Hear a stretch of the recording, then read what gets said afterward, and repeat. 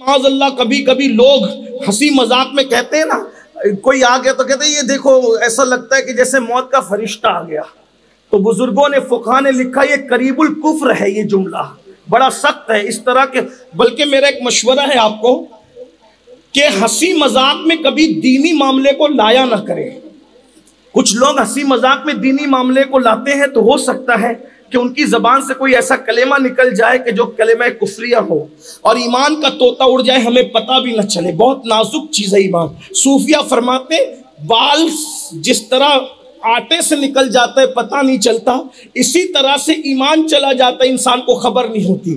ہمارے امام اہل سنت سید اعلیٰ حضرت علیہ رحمہ بیان فرماتے تھے کہ اسی لیے لوگوں کو چاہیے کہ ہر وقت تجدید ایمان کرتے رہیں، اور اگر ہر وقت نہیں کر سکتے تو کم سے کم سوتے وقت تجدید ایمان کر کے سوئیں. یعنی اس نیت سے کلمہ پڑھنے کے اللہ نہ کرے کہیں جو ہے وہ زبان سے کوئی کلمہ کفریہ نکلا ہو تو میں تجدید ایمان کرتا ہوں، پتہ ہی نہیں چلتا ہے. بلکہ کوئی اللہ والا مل جائے تو اس کا ہاتھ پکڑ کر اس سے بھی کہا کریں کہ مجھے تجدید ایمان کروا دیں، تو یہ بڑی سعادت کی بات ہوگی.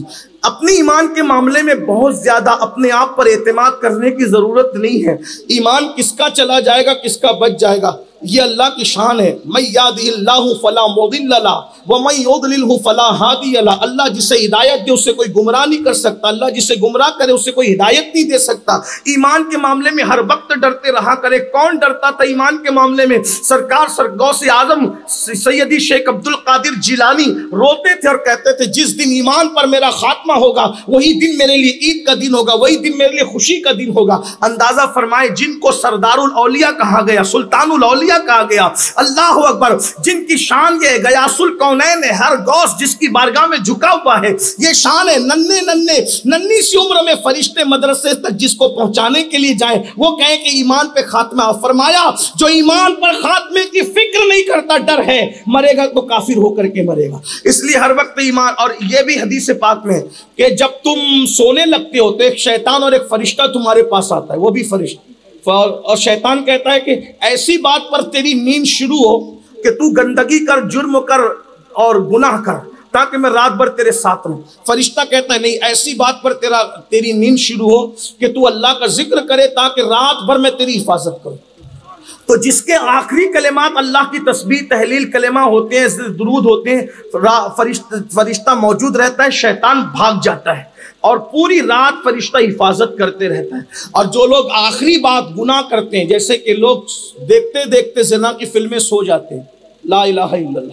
اسی طریقے سے کچھ لوگ ایسے بھی ہیں معاذ اللہ جو گناہ کرتے کرتے، گالی دیتے دیتے خدا جانے کیا کیا کرتے، تو فرشتہ نہیں ہوتا ان کے ساتھ، شیطان ان کے ساتھ رات گزار رہا ہوتا ہے. کچھ لوگ کہتے ہیں مجھے ڈراؤنے خواب آتے ہیں. ذرا دیکھ تو سوتا کیا کر کے، ذرا غور تو کیجیے. ہمارے مسائل کا حل دین میں ہے. سب مسئلے حل ہو جائے اگر ہم دیندار، پیور دیندار بن جائیں، چولے والے نہیں بلکہ دل. التقوی ہاں ہونا، یہاں دین یہاں ہے، تقوی یہاں ہے، پرہیزگاری یہاں ہے، خشیت یہاں ہے. ہم نے لباس خوبصورت کر لی، ہمارے دل خوبصورت کب ہوں گے؟ جب ہم دل خوبصورت بنا کر اندر سے دیندار بن جائیں تو انشاءاللہ اپنے سب مسئلے حل ہو جائیں گے.